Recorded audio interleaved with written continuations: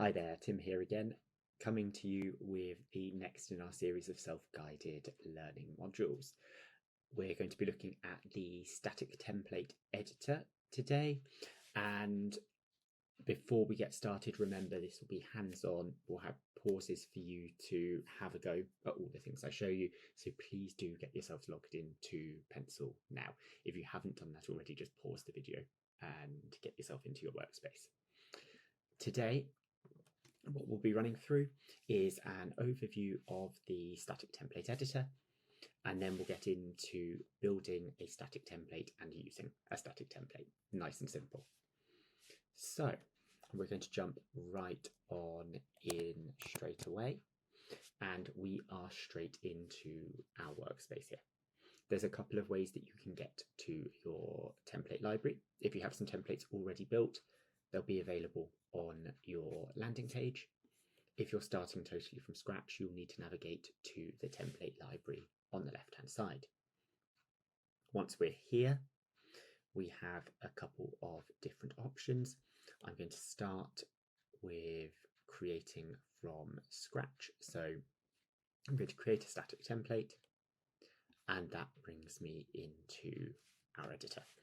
Your default when you create a new template is for multiple formats to be available.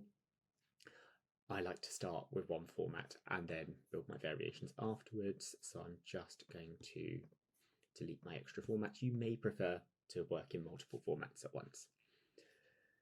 We have a range of options available here, so most of our different settings are on the right. We have our formats.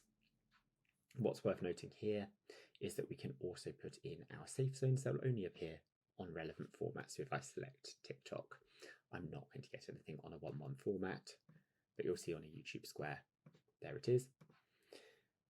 When we have multiple formats, let's just add one back in to show you. You can add to all formats and edit all formats at once, or if we toggle off edit all from the top of that formats bar, we can add just to a single format. Again though, I prefer to start in one format and then worry about adding additional. We then have our canvas settings. So when we don't have any other elements available, we've got these options where you can select your canvas background color, and you can also add and customize a layout grid. We then have our layers menu, which I'm going to leave open right now so that you can see it populating as I add assets to my canvas. And we have feed variations, which we're not going to touch yet. That's going to come into our penultimate session. In terms of assets that we can add to our canvas, we have copy fields. So we have a number of pre-built copy settings. Once we've added any text field and we select it, there you go, you can see it's in my layers now. You'll then get text settings, and it's here that we can add our specific brand formatting, however we want to do this. I'm going to keep this really basic for the start of this session though. We can then also add image assets, and again, as I add assets, you'll see that I get image settings appearing over on the right hand side, and I would encourage you to just explore these yourself. We're not going to have time in this video to go through every single setting one by one. We then have elements, so we have buttons, stickers and shapes, which are all Pencil's pre-built libraries. We also have My Elements, which is any of the graphic elements that you've added into your brand library. So I might pull in a light bulb.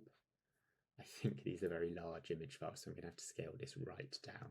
So there it is, absolutely huge. Let's just go to my image settings, and scale that right down.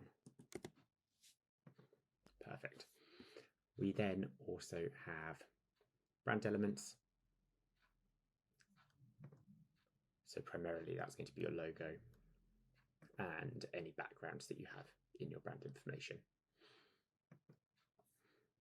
Here we go. Right now, I'm not worrying about creating a beautiful ad. I'm just showing you how to add different elements in. So the last thing that I'm just going to show you is back to our layers panel. We can change our layer orders here. So I'm going to take that light bulb layer and just move it behind my image. You can see it's moved to the back. I'm also just going to lock my logo. Once I've done that, I can no longer edit that. That's completely fixed in place. So what we're going to do now is we're going to have a go at just placing in some assets like I've done. Just adding in an image, a text field, an element, and a logo. Have a go at changing the order of your layers and try locking a key layer like I did with my logo. Then have a go at adding an additional format and just use that edit all toggle just to give you a sense of how to use the tool. Spend about 10 minutes on that. Pause the video in the meanwhile, and once you come back, we'll have a look at how to make these into really good quality visual templates.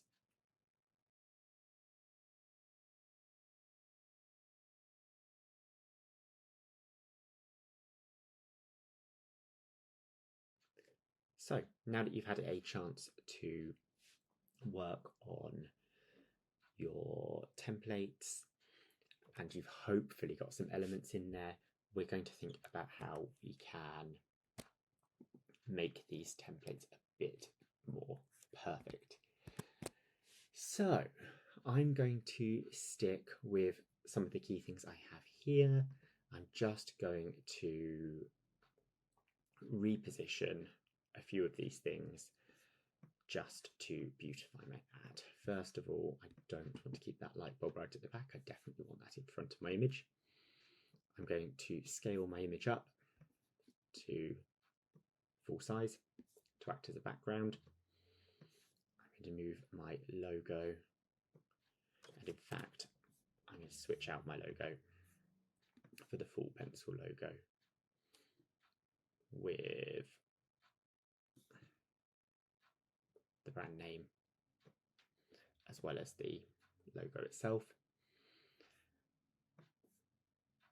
I'm going to add an element up here, and then I'm just going to format my text field to include a text highlight, just because otherwise the visibility here is not going to be great. I'm going to set that to be in one of my brand colors. And I'm going to change the alignment on it. This does not need to be a finished ad. I'm going to keep playing with that until I'm happy with the color combination. This does not need to be a finished ad. What this needs to do is just hold the right information or the right positioning for you to consistently create ads in this format. So I think I'm getting happier with that. I'm going to just quickly adjust my headline because I don't think I want my headlines to be as long as that in my real ad. I'm also going to add a sub-headline field, which I'm going to format similarly to my header. Let's also just add a text highlight there then. And just change my text formatting.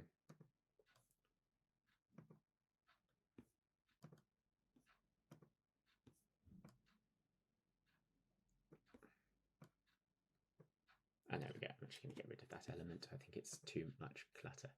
So I've now got a template that's pretty much in line with my own brand. And this is going to be what you're working on next.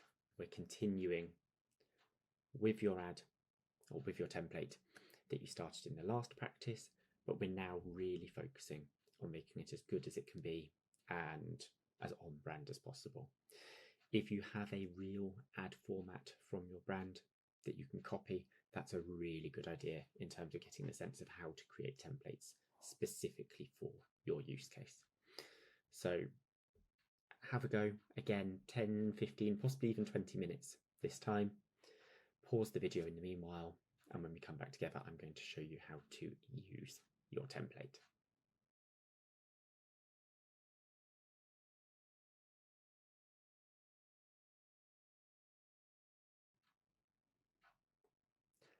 So the last step in this video is going to be using a template with our creative editor. I'm just going to jump back into the platform. I'm going to save my template. I'm just going to rename it as, in this case, training video example.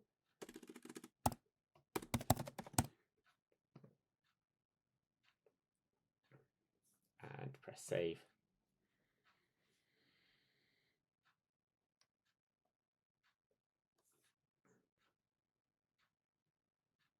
There we go. And the next thing I'm going to do is use template. This brings me into my creative editor, and this is now starting from the template that I've produced. First thing you'll notice here, this is very positive, is that we've got a couple of extra things. First thing that came to my attention is the pencil score. This shows you, based on sector data from Pencil's more than $1 billion in ad spend, that against my default metrics, which are conversions, retention, CTR, this is a very, very likely high performing ad, along with some reasoning for that. The other things that are new here are model selection, both image and text model. I'll come back to why that's important, but essentially there can be some generation going on in this process. Template selection. So if we'd started from generate creatives instead of starting from the template, we could then choose a template. And then we've got all of our different editing fields, because we can now manually edit directly into this ad as well. Feeds we'll come back to in our bulk creatives session. What we're going to practice now is using the chat. So I'm going to interact with the chat here. I'm going to say generate an ad for pencils.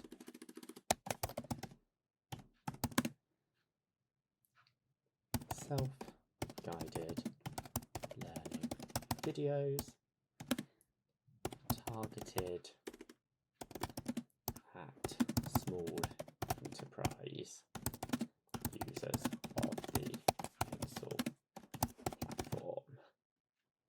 I may get a request for more information if I haven't given enough in my initial prompt, but looks like I got there. I'm then going to get a concept back. Here, I really like what's been given. I could regenerate that if I weren't happy, or I could give additional feedback. I'm just going to say that I like it though. Next thing that's going to happen is it's going to ask me for some assets. You can just let Pencil generate for you in here. That's part of why we have this model selection. It will stick with the model that you've got selected up there.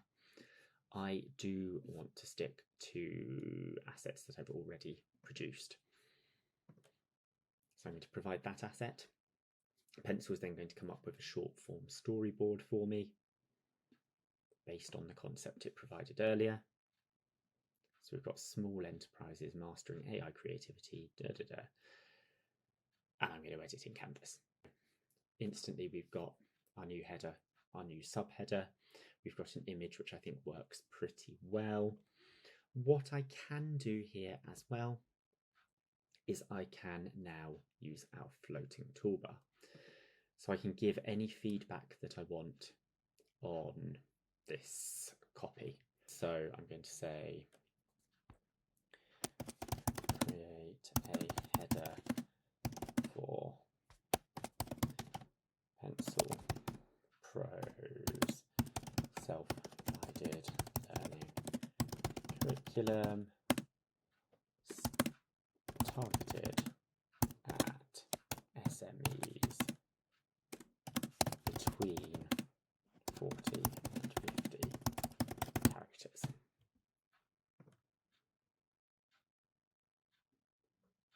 I've got an option there, I'm not quite sure about it. I'm going to do this, and then I'm going to make a manual edit here as well. I'm just going to say empower your business with Pencil Pro Learning. I'm also going to make a couple of just little manual edits to the formatting just to account for some of the changes I've made. So I'm quite happy with that now. If I wanted to create an additional variation, I can just go up to creatives. I can add a creative and we can repeat that process. And I could have slightly different concepts, slightly different requirements each time I chat. We do have ways to generate in bulk, which I'm going to show you in our bulk creatives session. So your last task here is to have a go doing just the same. So that use template button in the template library to take you into the creative editor. Use the chat feature to build an ad.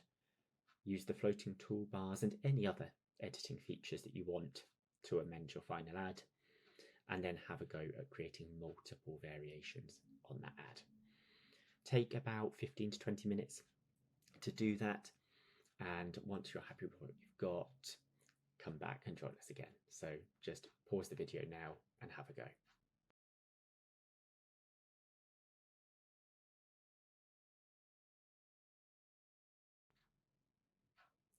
Right, you should now have one or more great ads.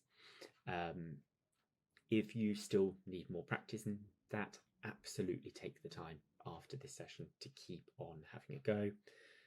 You can also refer back to our help and support materials in our help centre. But what we've done today is we've taken a look at that editor, we've built a basic static template, and we've used it in our creative editor. Next time we'll be digging into how to do the same process with video templates. So I hope that you'll join me for that, and happy creating. Thank you.